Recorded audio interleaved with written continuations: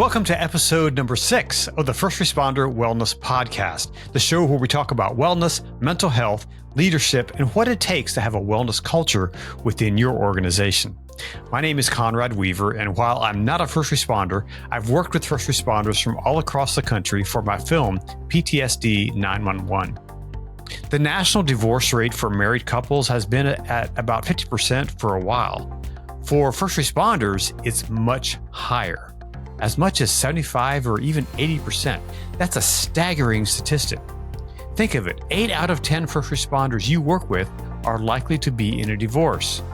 How can that change? Well, the couple I have on the show today is working on that. JD and Shelli Schulgen have been married for almost 43 years. JD is a station captain with the Garland Fire Department with 39 years of service, and Shelli is a full-time farm wife running a small beef cattle operation just outside of Dallas, Texas. JD and Shelli present a firefighter family orientation for new recruits to give them some tools to cope with the stress of the fire service life. They are pouring themselves into the married couples of the Garland Fire Department and making a difference. What are their secrets, and how have they lasted for 43 years? Today, we'll find out. By the way, they have 2 sons who are both firefighters and 4 grandchildren. Stay tuned for this important conversation. Hey, I really appreciate you listening to this podcast, and if you think others would too, please subscribe and share this episode, and be sure to leave a 5-star review if you think it deserves it. If you're interested in sponsoring the show, please send me an email and tell me about your company or organization. We're looking for sponsors who are passionate about the wellness of our first responders, and if that's you, I'd love to talk with you about how you can help. Thanks again for listening, and now here's my interview with JD and Shelli Schulgen. Well, JD and Shelli, welcome to the First Responder Wellness Podcast. It's a privilege and an honor to have you on the program today. Well, it's a privilege to be here, Conrad. We are so privileged to be a part of the work that you're doing, and we're kind of tagging along, if you will, but you're doing great work. And on behalf of first responders everywhere, thank you. And thank you for the film. Well done. I think it's received accolades in our part of the world, and I know you're carrying this message across the country, and thank you for what you're doing for us. Yeah, absolutely. Well, it's a privilege and an honor to do this. And I've said often in the last couple of years that, first responders take care of our community, and it's time we kind of return the favor and help take care of our first responders. So this is my small way of doing that. So it's an honor. Grand effort and well received, and thank you so much. Yeah. So for our audience, I'll have you guys introduce yourselves. Who are you and what do you do? I'm JD Schulgen. I'm a captain with the Garland Fire Department. Been there 39 years next month. And wow. Long career, not ready to quit just yet, but probably going to quit maybe next year after, we'll see. And this is my beautiful wife, Shelli. Hi. Hi, Shelli. And I've been married 43 years. Going on 43. Okay, got it right. 43 January. Pass that one. Yeah. And we're a fire service family. My dad was a fireman for 32 years, and currently both our sons are firefighters. So we have a lot of fire service in the family, if you will. We come by it honestly, I guess you'd say. Yeah. So Shelli, was that something that you were accustomed to when you married JD? No, not at all. We were married in 81, and he got on the fire service in 84. Right. 84. Mm-hmm. So not accustomed to it at all, but love it. Absolutely. Yeah. So tell me about your life. How have you, going through life and now from what I understand, you guys work with other couples in firefighters and first responders. How did that evolve and how did your relationship get to the point where you say, hey, we need to do this for others? I think we started a program, I think it was 1992. It's we go way back. There was an article in one of the firefighter magazines, and I just don't remember which one at this point, that came out that talked about a program in the country somewhere where a program was presented to firefighter spouses, significant others, about the fire service and what to expect, schedules. So we picked that idea up and thought, wow, that might be something that we want to do to help new firefighter families as they came into the fire service, understand kind of what they're getting into. I guess at that time we'd been in the fire service almost 8 years, and I had promoted at that time to driver engineer. So we were working our way up through the ranks, if you will. And let's see, we had kids by then. Yeah, John. Both kids. Both kids. Kids. And so the dynamics were changing for us, and we felt some of the pressure and thought maybe we could help. And in 1988, JD was in a house fire and burned. Yeah. And ended up in the Parkland burn unit. And just with him growing up in a firefighter family and with that, and we just felt like we had something that we could offer other families that might have struggles and just need help getting through some stuff. Yeah, my dad, as I said, was a firefighter for 32 years. He retired at age 53. I can't remember the date now when he retired, but my dad was married several times. And so we watched the stress, if you will, affect him. And one of the things that we learned is that if the firefighter is good at home, he or she is good at the fire station. If things aren't good at home, not terribly good at the firehouse. And so we were hoping to give them some tools to use to help them navigate or mitigate through life, if you will, as things get stressful as a fire service family. You know, that's a concept, an idea that I've not heard that before, that phrase before. If he's good at home, you know, it's good at the firehouse. It's sometimes the opposite. I've Yes. heard, you know, if you're good at work, you know, and everything's good with the rest of your life.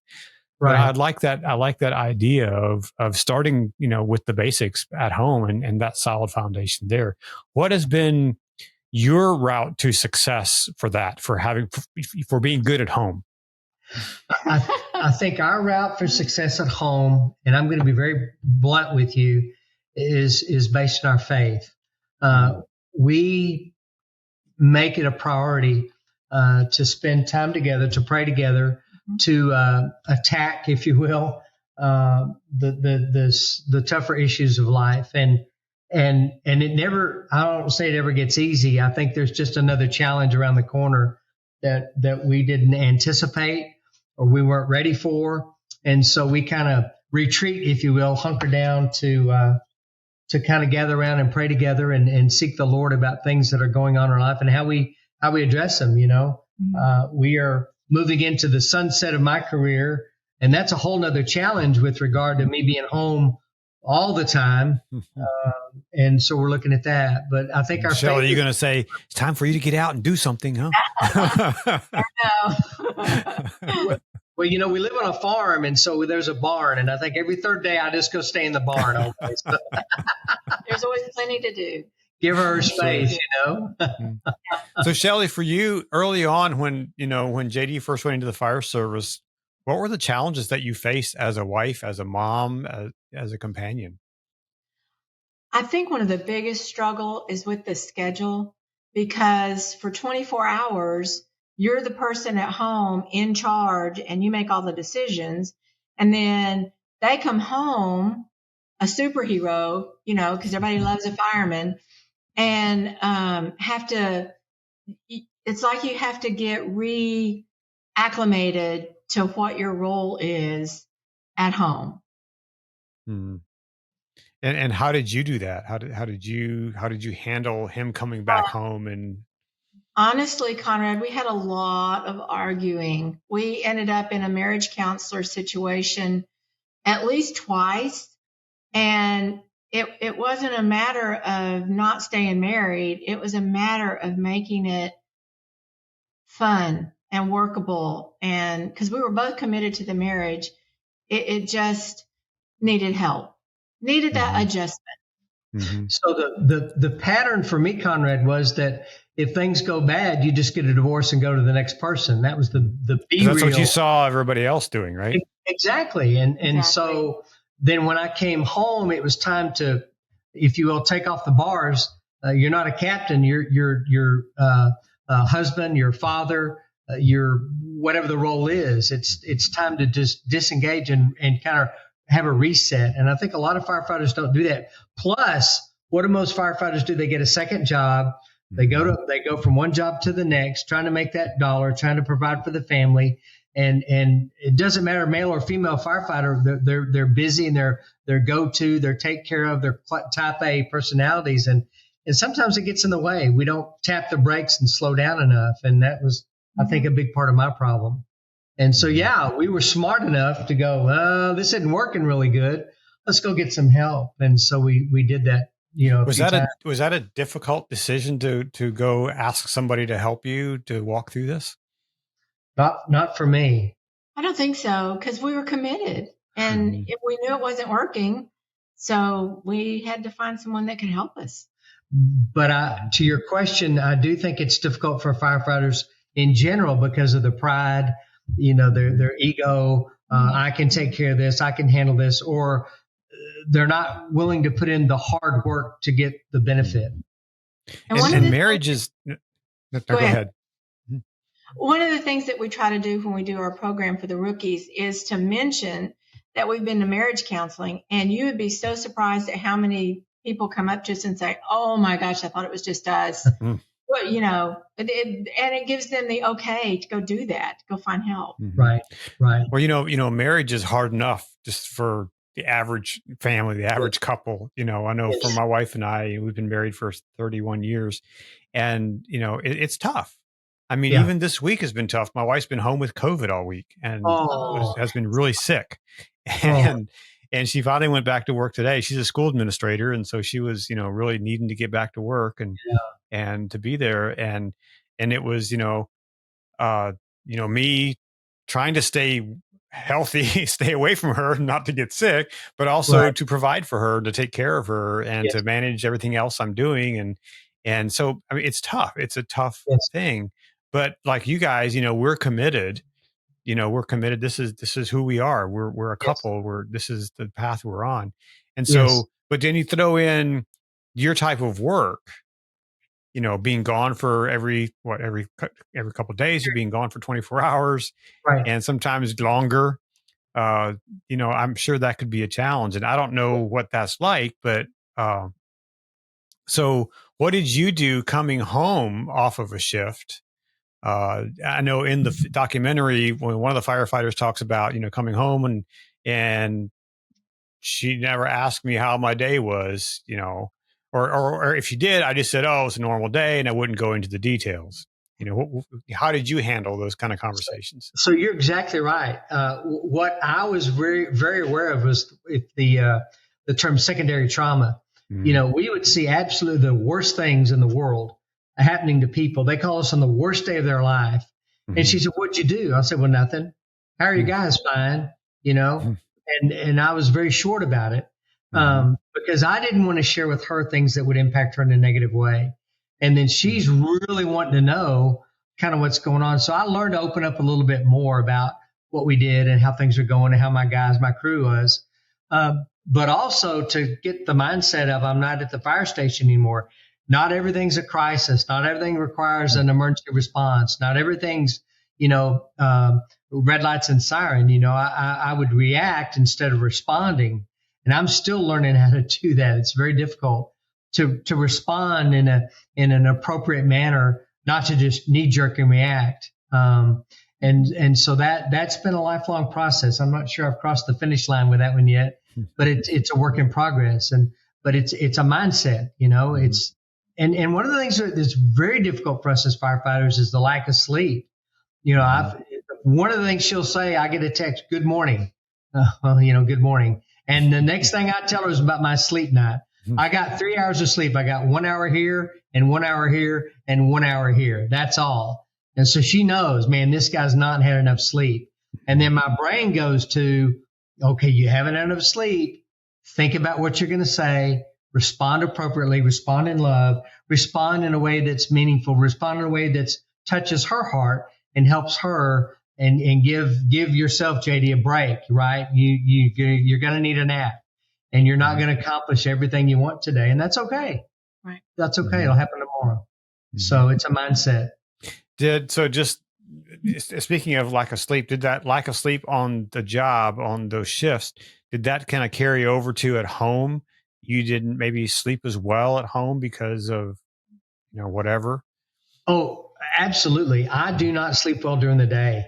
If I've had a really bad night, the most I think I've slept at one during the day is an hour, hour and a half. That's it. So my body's just crying for sleep. Well, the next night is really a good night for sleep.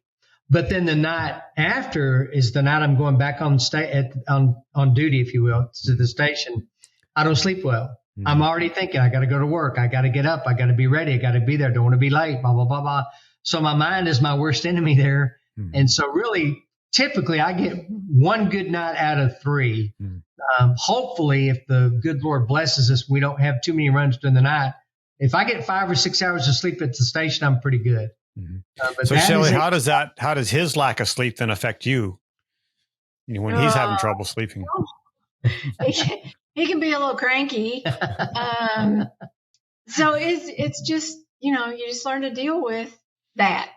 It's just one more, I guess, attitude or something that you just deal with. He hasn't had sleep, so we're good. It's okay. But I think the communication comes in there to play, right?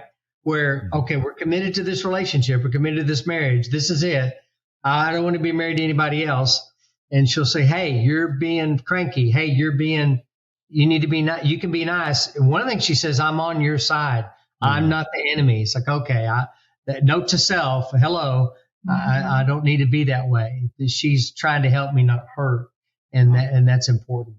I think that is such an important concept of being on your team. We're on the same team here. Yes. I think that, for a successful marriage, I think too many marriages are like, he's here, she's here, and they're on different teams. And, but if you can help your wife, your husband understand that, I'm for you.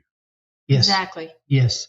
And I think if I can go back to faith talk for just a second, that's a tactic of the enemy to divide and conquer, to separate us one against another.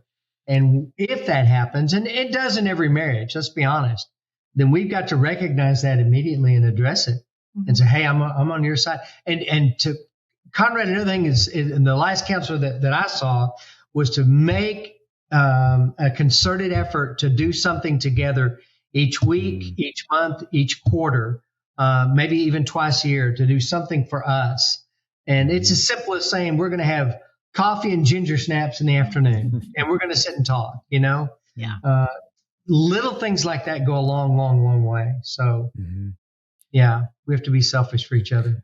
So when your kids were growing up, how did you, as a mom, Shelli, handle, dad coming home and maybe being grumpy? How did you handle that with the kids and all of that? What was that challenge like? We were just always honest about it with the kids. Dad hadn't had much sleep. Let's maybe be a little quieter than we would be. Maybe go find something else to do, just them and me, and let him rest. It wasn't very difficult at all, I don't think. Now, let me tell you one of the things she did do, and this is just the boys would say, we have two sons, as I said, they'd say, well, let's do this. And she said, no, let's wait until your dad gets home and we'll all do this together. So they really looked forward to me coming home. And hey, we're going to do this big event. We're going to go out to eat. We're going to get pizza. We're going to whatever it is. My experience was not that growing up. We didn't like my dad coming home. As always, he came home when he was still a captain, and he was still, we got to do this, we got to fix this, and we're going to mow the yard, and we're going to clean the garage, and we're going to wash windows. It's like, oh my gosh, there just wasn't a lot of fun. It was real task oriented. And that's something Shelli did. She said, let's wait, let's save this and do this together, which was really a blessing.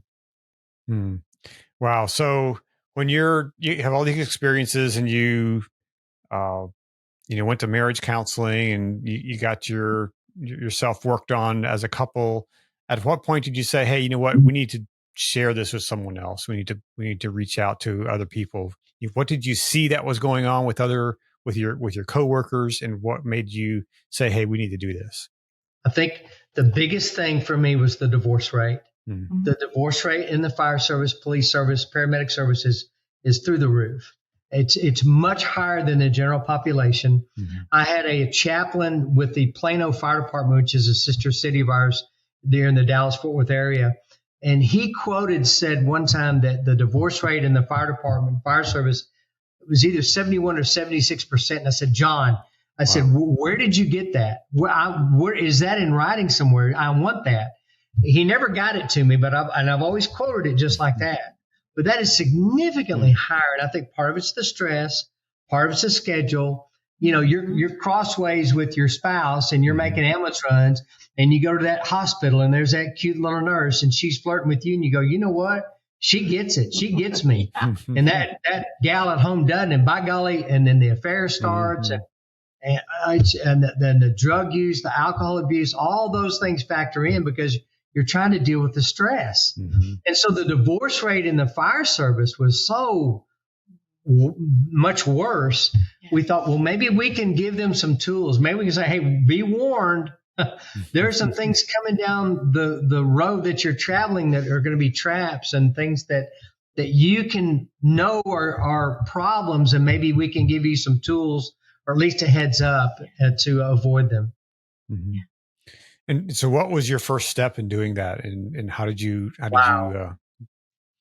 you know, this is pre-email, pre-PowerPoint, pre-nothing. I mean, we had overhead projector and cartoons and little exercises, if you will, about communication and pro marriage tips. You know, what is important in a marriage and things to consider, like turn off the TV, go out to eat, spend quality time with your spouse, quality time with your kids, things like make a real dedicated, focused effort to focus on your family and focus on your relationship, because if you don't, nobody else will. One of the things I was telling firefighters in these classes is, listen, if you don't tell your wife you love them, somebody on A shift or B shift will.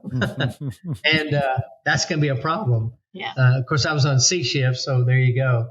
But yeah, you got to put your effort into that primary relationship, because when things go south, when I got burned, you know, this was my cheerleader. This is the girl that scrubbed me coming home, you know, and having to do hard work.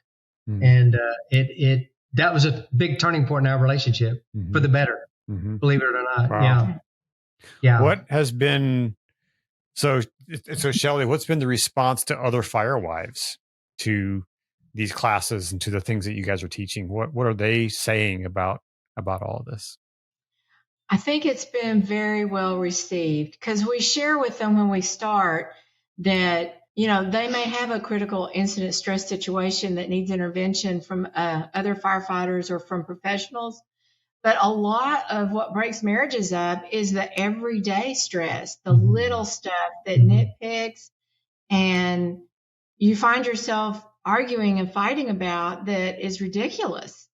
And we're more there to deal with that kind of stuff and just kind of warn them. Yeah, the big stuff might happen, and it's rough, but the rougher thing is to live miserable. So let's just work on you have to kind of choose your hard, right? Yeah. But the wives, I think they really, really appreciate hearing from another woman, another fire wife, someone who's been through the stress and you know, lived through it. And these days, there's probably fire husbands, maybe. Oh yeah. Yeah, I'm sure there are. Yeah, same thing, and that's a different dynamic with regard to women in the fire service who physically sometimes don't last as long as a 25, 30, 35-year career. Just physically, it's just so demanding. But then you've got a real role reversal, if you will, because he's taking care of the kids. He's the one left at home, and then the other the worst dynamic, I think, is when the firefighter is married to a police officer, the firefighter is married to another firefighter, the firefighter is married to a paramedic, and then you've got stress from both those occupations in the same household, in the same relationship. That is the perfect storm, if you will. Mm-hmm. We never faced that. Shelli was a stay-at-home mom after we had our two sons, and we homeschooled, and we were very big in working on the family. But we didn't have that extra stress, which is very, very difficult. Now, let me couple that with something else. I had a firefighter the other day who saw a tragic run. We immediately put him in our peer support team. I was the lead guy with this guy, put him into a counseling situation to try to help him understand it and work through it. This kid's 20 years old, 20. His third shift at the firehouse, he has this horrific run. He may not make it back. He may resign at 20, which if he needs to do that, I wish him the best. I want his head screwed on straight. I want him to go on to a career that is perfect for him. But I had a chief officer call me because he knew about the situation. Here's his question. Is this generation less resilient than we are? I said, yes. But my generation was less resilient than my dad's. However, my dad's generation of firefighters never had the opportunity to hear a program about couples from a couple. They didn't have the mental health support that you so well put together in your documentary. Yeah. And so we have the tools and resources now for this generation to get some help. And we understand it better than we ever have. I don't think we completely understand it. We may never. But we have to be able to give them tools and resources. If they choose not to use them, that's on them. But at least they had the opportunity to say, you know what, JD and Shelli said that I'd come home and wouldn't have a lot of sleep. JD and Shelli said, wow, we might need to see a counselor. JD and Shelli said things are going to get tough and we need to focus together and hunker down and pray or do whatever it works for us to make this succeed. And, you know, how important is it to help people understand that, you know, going to work is maybe only a third of our life. We have this other whole part of us that we have to live and we have to thrive, you know, and if we want to have successful, happy relationships and then have a long, productive career and to thrive at that, then we have to work on both of those things. You have to work on the career and make that a success, but we also have to work sometimes even harder on the other part of our life, right? So you said it perfectly. And you're exactly right. I think what we don't get as a society or a generation anymore is how to work on the relationship. You know, I think these cell phones are a huge distraction, but they're also a great tool if you use it correctly. You know, we can text each other. She can really know if I had a bad night because she can look back on the was it Live 360 and see all through the night the engine was all over the city, you know, and she knows he didn't get much sleep, and so they can be a great tool, but it can also be a real distraction from the relationship. It's easier for me to bury myself in that phone or on the internet or something else and avoid the relationship because I don't know how to do relationships. And thank God we had enough chutzpah or a grit to say, I think we need to go see a counselor and to get this thing fixed. You know, we don't get a second chance. This is it. Yeah. So Shelli, how stressful is it to see that map thing and to see that he's been here or there and everywhere? Because I've had people that I've known here locally who are first responders and wives have said that, I don't listen to the scanner anymore because if I have that on and I hear his patrol car number or whatever, I get worried, you know? So how stressful is that for you being at home, knowing that there's stuff going on that your husband's involved in? I guess I'm not a worrier by nature. So that's a plus. I don't look at it until I get up in the morning just to kind of, you know, check the weather and see what the day might be like. But we'd have to go back to the faith thing. I pray over him and just ask the good Lord to watch over him and take care of him. that's all you can do. That's the very best you can do. Conrad, that's our last phone call at night. The last call I make from the fire station is to Shelli, and we pray together over the phone. Hey, how was your day? What'd you do? How's your day? And it kind of exchange, what happened, and then we pray, and that's kind of into that. Mm-hmm. And, to her credit, she got the worst phone call any fire wife could get. I think it was 2:00 in the morning when I got burned. Mm-hmm. And so she's lived that worst case scenario, if you will. And so she's a veteran and she's got the scars to prove it, if you will. So I think we've lived and worked through the worst of the worst with that. I think it's changing now with regard to retirement, looking forward to what the next chapter of our lives has in store for us, but also still to be involved at some level, to give back to the firefighters and to help them as best we can. Part of it is I think we're going to lose some credibility when I retire. The current chief said to me, we want to have you guys back to do this program every year. I'm thinking, yeah, you say that, but at some point they're going to think, well, who's this old guy, and how did he marry such a pretty girl, and we're going to lose the credibility to speak into their lives. It hadn't happened yet. We just got an email yesterday to do the program again this January for a new class of recruits, and we're looking forward to it. But we kind of see the end, as it were, and we want to be careful about that. Yeah, want to end well. Yeah. So there was a question that floated through my mind. I got to see if I can rewind my mind and get it back. Sure. But sure. I know what it was. So let's dive deeper into faith, and because it's something that here recently I was listening to someone speak, and someone I respected, and he was like, well, my wife and I, we just recently, or just at one point in our marriage, we just decided to start praying with each other. And I was like, yeah, we've been doing that every day since the day we got married. How important is that, to have that kind of relationship, that you pray over each other, you pray for each other, you pray together with each other? Do you want to go first? Well, I think it's huge.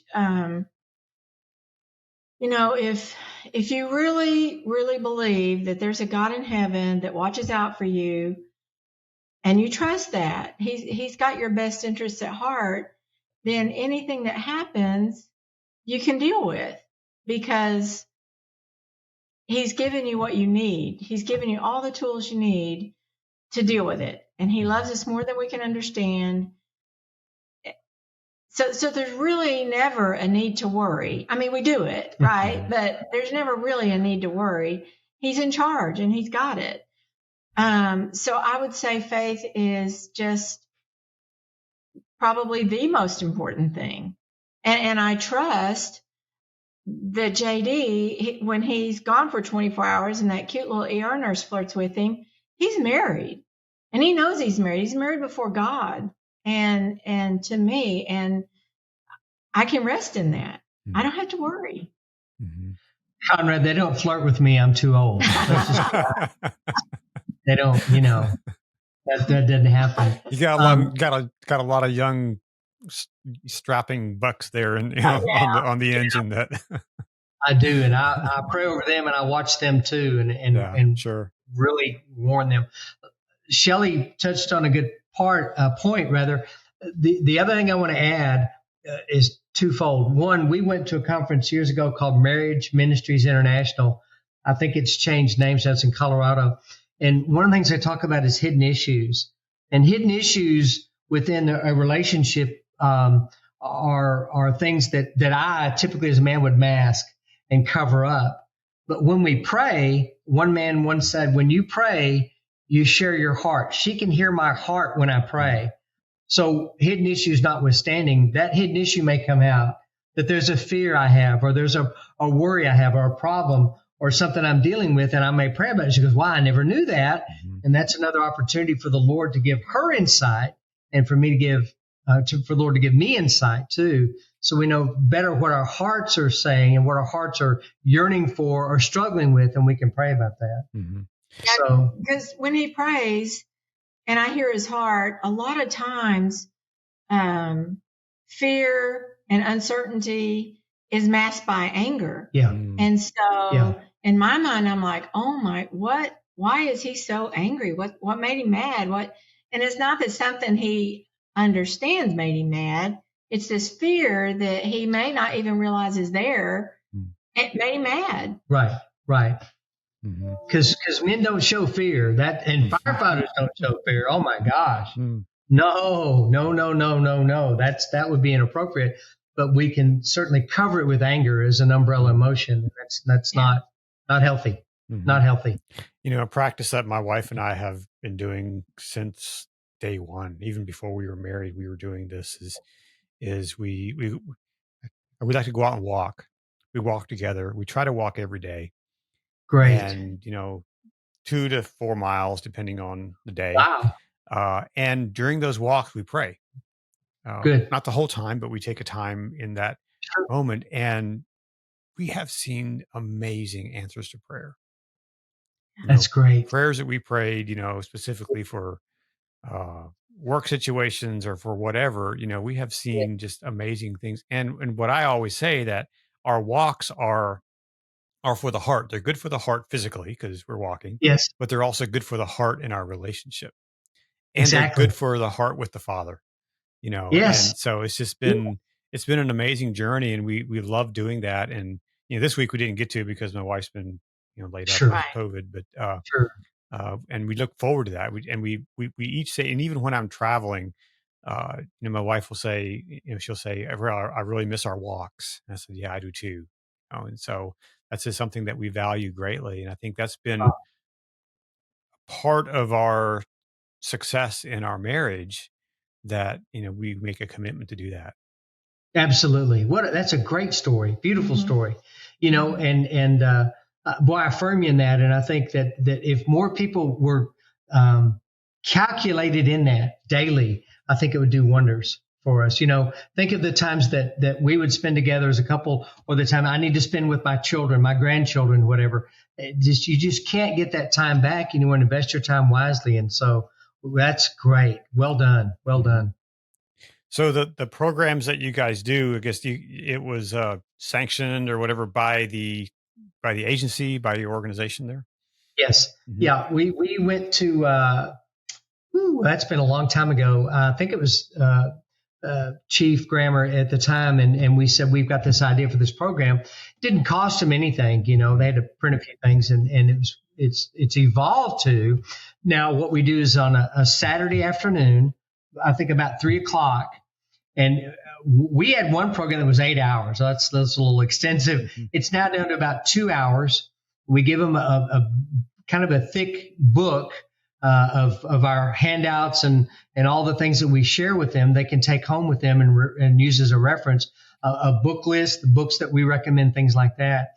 But 3:00 on a Saturday afternoon, get a sitter, come see, have tea, coffee, maybe a slice of cake or pie or fruit or whatever, and then go on a date. Take the night out, go out and go on a date night and look at that book and go, I think JD and Shelli have lost their minds, or look at this. I think this has value for us. We can incorporate this. And we encourage them too to make friendships with other firefighters and their spouses in the class. They're going to walk the same walk through the next 25, 30 years, 20 years, whatever it is. And so they can have another resource there of people to say, hey, is this working for you? No, that didn't work for me, but this works for me. Maybe it'll work for you. And they can share in that together. So that's kind of what's evolved to, and seems to work really good. We finally got a good model working after all these years. So, well, that's awesome. I think that's something that's needed, more and more across the country, across the globe, really. Is this something that you guys have you taught about this at conferences or places like that? We did a couple of times. I didn't remember. Yeah, well, we've been to a couple of hospitals to do that. We presented at a Texas conference one time years ago.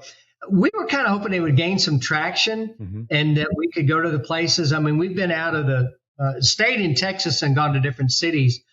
And other people may be doing the same thing and we just don't know. But we've never been invited multiple places to do multiple events before. And I was kind of not disheartened by that, but was hoping that would kind of gain some traction, that we could make a presentation or keep it going. Now, I will tell you, in Garland, we have a couple that's already signed up to say, hey, when you guys are ready to leave, we're ready to take over. They're the perfect couple. We're looking forward to doing that. And we're going to hand it off and keep the program going, at least in our organization, which I think is great. So we're looking forward to that. That's awesome. What would you say to a couple that maybe they've been in the fire service for a number of years and they're just starting to see some things happening that just are kind of actually are troubling or disheartening? What would you say to them? What's a good first step to kind of bring this thing back together? We've actually had that happen. There was a couple that went through and we watched them, and it was from our position on this side of their face, they looked bored and just not interested at all. And then in a couple of years, we saw them again because they can come as often as they want. Mm-hmm. Once they've been, they can come as often. And then we saw them again, and that was their situation. They were struggling. Mm-hmm. And so they were coming, trying to get more ideas, new ideas, reaffirm what they thought they heard. And it didn't work for them, but, that it is available. Mm-hmm. I often tell people, I can tell what's important to you by where you spend your money and where you spend your time. Mm-hmm. If you're not spending time in your primary relationships, and if you're not spending some money in that primary relationship, then it's not going to work. It's not going to last. So be careful, be mindful about where you spend your time and where you spend your money. Mm-hmm. And it's an investment, right?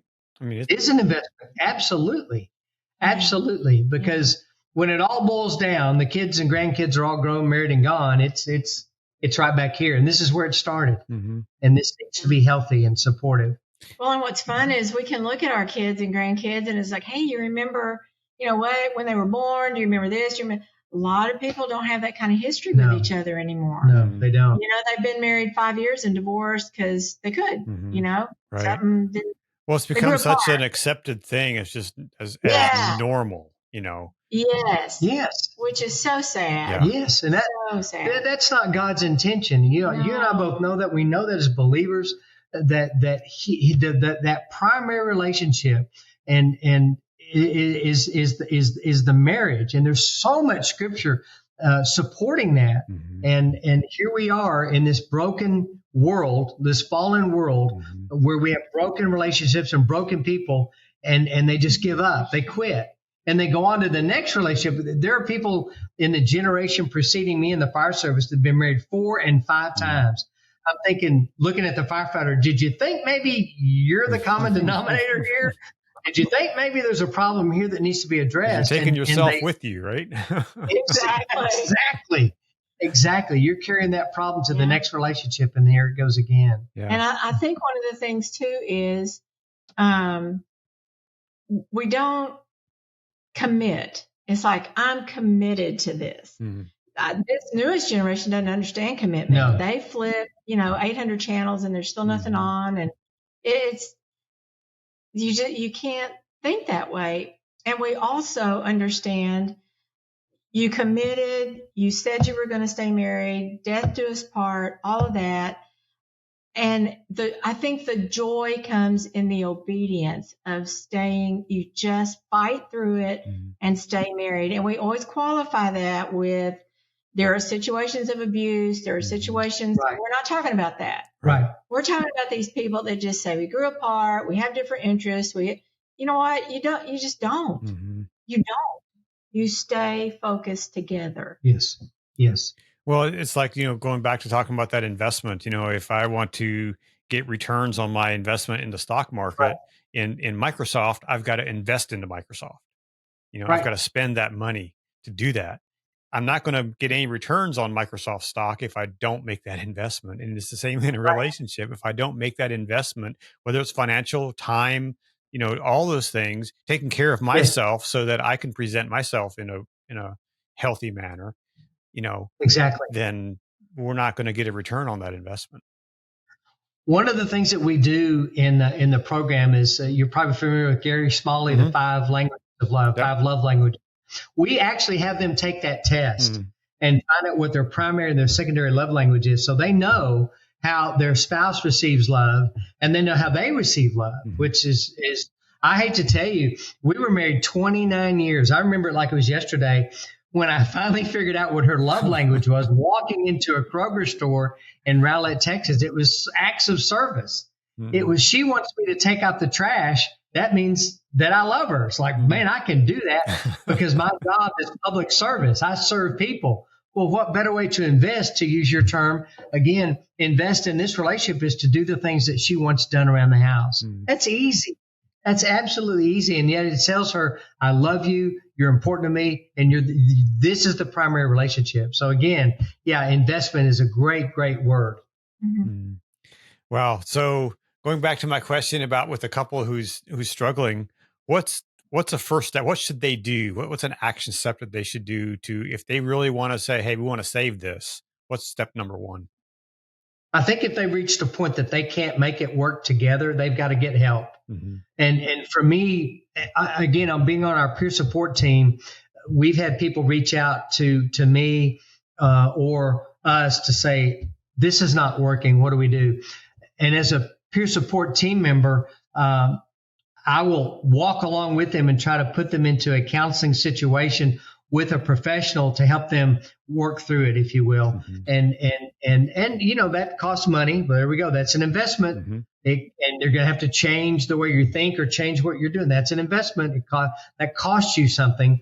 And I think that's part of it. And we always try to encourage couples to do what we do, pray together, spend time together, fight through it, work through it. There can't be a rainbow without a cloud in the storm, as the saying goes. And so work through the storm and get to the rainbow, get to the good stuff, because it happens. And every relationship is going to have trouble. It's just normal. We're human. That's, Scripture tells us that. Consider it all joy, my brother, when you encounter various trials, knowing that the testing of your faith produces endurance, and let endurance have its perfect and complete work, that you may be lacking in nothing. So there's something at stake here. And so we're going to endure, we're going to persevere so that we can rise above or push through or conquer whatever it is that we're struggling with to be a better couple. And then what does that mean? That means that we're better for each other, better for our sons, better for our grandkids, better for the fire service, better for the farm, you fill in the blank, better for our congregation. Mm-hmm. It just makes us stronger, and that's good. Now, one of the first questions we ask couples, though, is, do you want to stay married? Yeah, do you want to stay married? Because if no, well, we got nothing to work with here. Then don't waste my time, and don't waste your time. Mm-hmm. If you're committed to this relationship, if you say, yeah, I want this to work, well, she needs to hear that, or he needs to hear that. Okay, then they're committed to this, yeah. But if they say, no, I'm not interested, well, okay, then there's nothing to work with there, in our opinion. Now, we will encourage them. Yeah. We won't say, well, we're done, have a nice day, goodbye. Mm-hmm. We're going to challenge them a little bit. Well, how much have you invested in this relationship? Mm-hmm. Are you sure this is something that you're ready to let go of? What about the kids, for the kids' sake, and what damage would be done to them? I hate it when they say, oh, the kids are good, they're resilient, they'll bounce back. No, that's a lie. Yeah. That's a lie. You're talking to a guy that's 63 years old that remembers the day his mom and dad said, we're getting a divorce. Mm. I was 8 years old. I can still remember that day. And the sad thing, both my parents are still alive. Mm.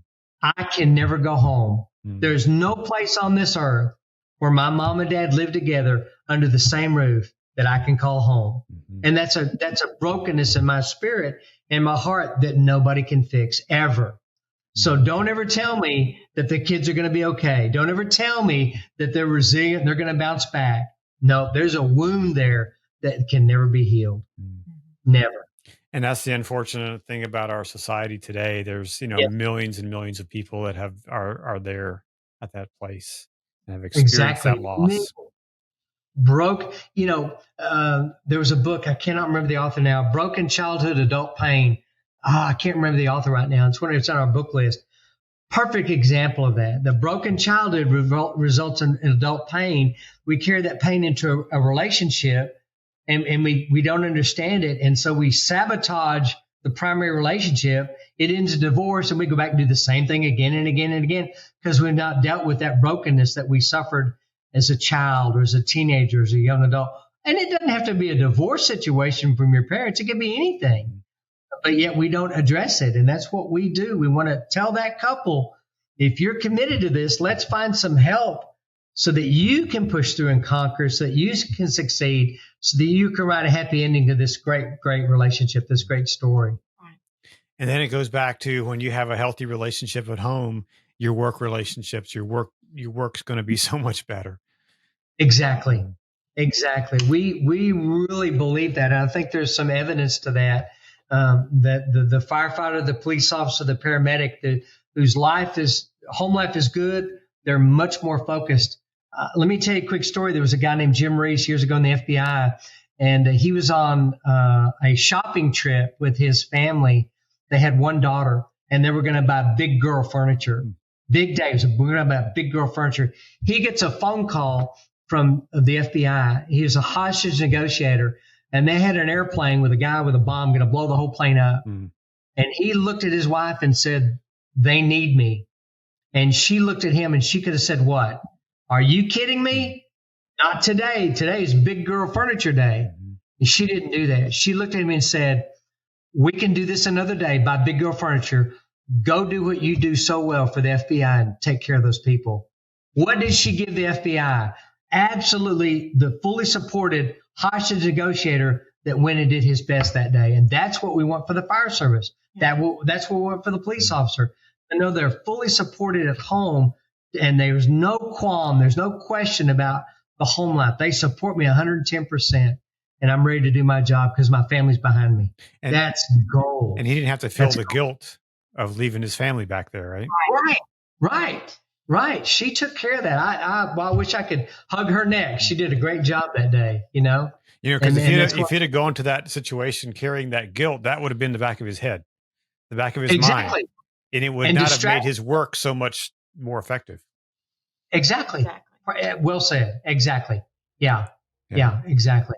Well, there's a lot we can learn from you guys, and what you're doing there in Garland is amazing, and just want to say thank you for that commitment to each other and commitment to the work of helping couples be healthy. I think that's an important work that you guys are doing. You're very kind. Thank you for giving us a chance to share, and we are certainly behind you in your work, and just glad to be a little part of it. Yeah. Thank you very much. Absolutely. Thanks, JD and Shelli. Your work is so very important, and I appreciate you sharing your insights with us. And thank you for listening to the show. I really appreciate it. And don't forget to leave a review and give it 5 stars if you think it's worth it.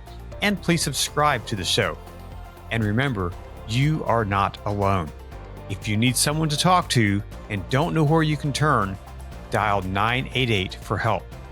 Until next time, be well, take care of yourself and those around you, and go out and do something great in the world.